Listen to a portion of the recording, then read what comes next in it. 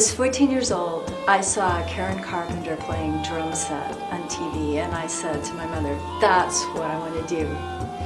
And she said, oh honey, the drums are for boys, stick to your tap dance. So I didn't get a chance to be a drummer when I was a young girl, but I did stick to my tap dancing. And I went off to art school, majored in art, and I moved into New York City, got a loft in downtown, and started making art and living the life of an artist. And one day I saw a poster that said, learn Afro-Cuban drumming. And I signed up for that class. And I began to study that system of drumming on a conga. And it was very exciting, I loved it. And one day the teacher brought in another drummer with him, and he had a small tambourine, a Brazilian pandeiro. And they did a little duet, and the Afro-Cuban teacher said, this is Glenn Velez, and he teaches tambourine. And this is my last class, I'm moving to California. So I took Glenn's telephone number, and I didn't call right away because I liked what he was doing, but I liked the bigger drum. I wasn't all that taken with the tambourine at that point. But then I saw Glenn give a concert, and he played all these amazing frame drums and tambourines and frame drums without jingles, and I talked him into giving me lessons afterwards. And he had also played a doumbek, which is a Middle Eastern sort of hourglass-shaped drum. And I asked for lessons on that because I thought, well, that's closer to what I was already learning. And when I showed up for the class, he said, I've got some bad news. I dropped the doumbek, it was ceramic, and it's broken, and he stuck a tambourine in my hand. And that's how I started on this path of learning about the world's oldest known drum, the frame drum.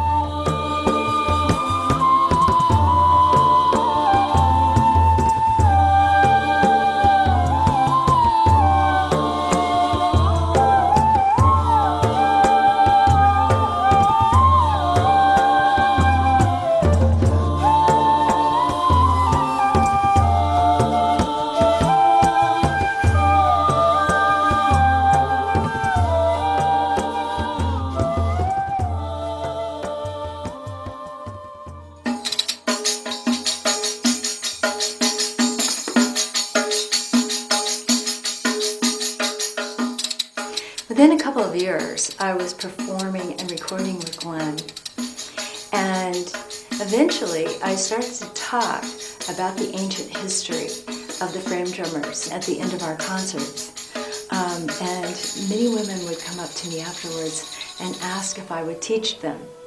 So quite quickly I found that I had 50 students a week. And it was a very exciting time, and out of these students I formed a group called the Mob of Angels.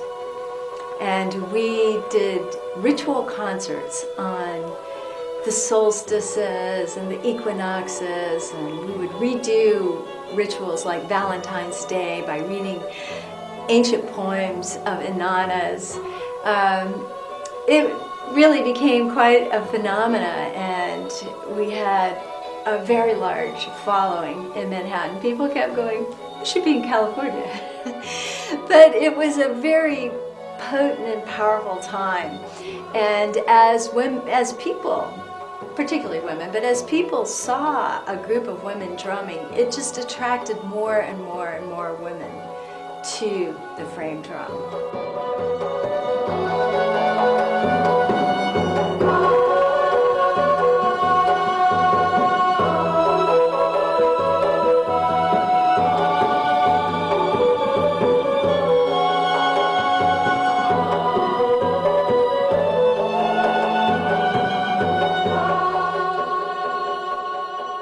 When I started studying with Glenn, he had collected about 200 slides of the ancient frame drummers from the Mediterranean world.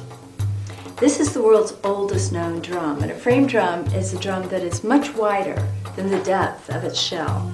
And all over the world we find frame drums. It's like an archetypal idea.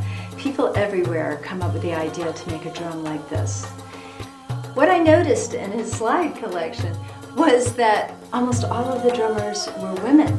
And this is from about 5600 BC in what is now Turkey to about 400 Common Era. And I thought, well, what was going on that all the drummers were women in the ancient world? So I started to research these images that he had collected and tried to figure out who these women were. And it turns out a lot of them were goddesses or priestesses of these goddesses. And I didn't know anything about them. I knew a little bit about Aphrodite because we use her to sell lingerie and chocolates, but I had never heard of Isis or Hathor or Sekhmet or Inanna or Anat or Ashtoreth or Cybele, Demeter or Persephone. And I had to start studying the information about these different goddesses to figure out why they were holding frame drums. So I started to paint the symbols I found on the drum heads. Many of them had lotuses or a dot in the center that I know as the bindu from the yoga tradition, which is the compacted, unmanifested energy of the universe before the first sound. A lot of the drums were painted red, the color of blood. I started to realize that the drum represented the first sound. The first sound that we hear in the womb is the sound of our mother's blood pulsing through her arteries. So that's why the drums were painted red, or that they had this bindu, that compacted symbol of everything before it comes into existence. The drum was actually their symbol of being the creatress of the universe. One stroke on the drum and everything comes into existence. I began to travel throughout the Mediterranean world, throughout the Middle East and North Africa, collecting images, photographing sculptures and temple walls and vase paintings, till I ended up with thousands of images of the ancient frame drummers. I traveled through Europe, visiting all the great museums and photographing the frame drummers in those collections. And today I have thousands and thousands of images of these drummers. And I've collected much information about who they were and what roles they played in their culture. And in 1997, I published a book called When the Drummers Were Women. And it was published in German. And next year it's going to be published in Dutch. And it was even published in Persian in Iran. And I'm hoping to have it translated into Italian, into Greek, and very particularly I want to have it translated into Arabic. So that's part of our big plans, is to continue getting this information out to women all over the world. And my big vision is that I want to create an online archive and create a community around that can help contribute the images that they have. I have the ancient archive, but we want to create an archive that also includes contemporary players, men and women, all around the world. What I found back in the early 80s was basically a lost history of a time when the women were drummers. And the importance of this is that when women see a woman doing something, they are inspired to do it. It's like when I saw Karen Carpenter.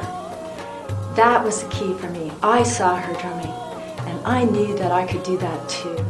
Even though I didn't get the opportunity to do it right then, it planted a seed, and it took some time before it came to fruition. But that is why this archive is important. It's a lost history that I spent 30 years of my life putting back together, and I hope to spend many more years adding to it and helping other people add to it and creating something that can inspire women and men all over the world. The fact that this history has been lost to us for the last 1,500 years means that part of ourselves has been lost for the last 1,500 years. So with it coming back into publication, this means a big part of ourselves is coming back into existence.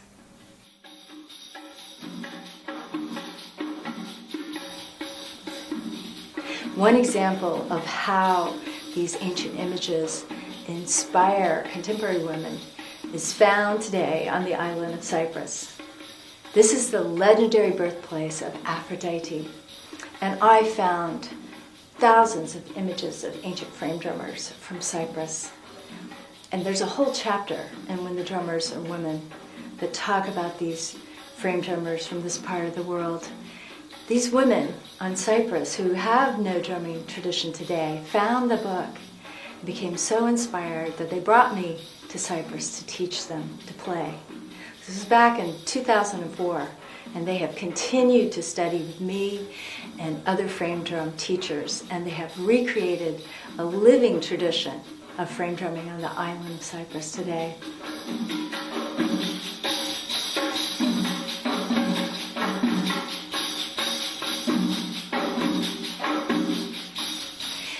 We need your help to do this. This is a huge job, creating the database of all the frame drummers and to create the structure, to create this online community. So we're hoping that you'll support this archive and help us bring it to everybody all around the world.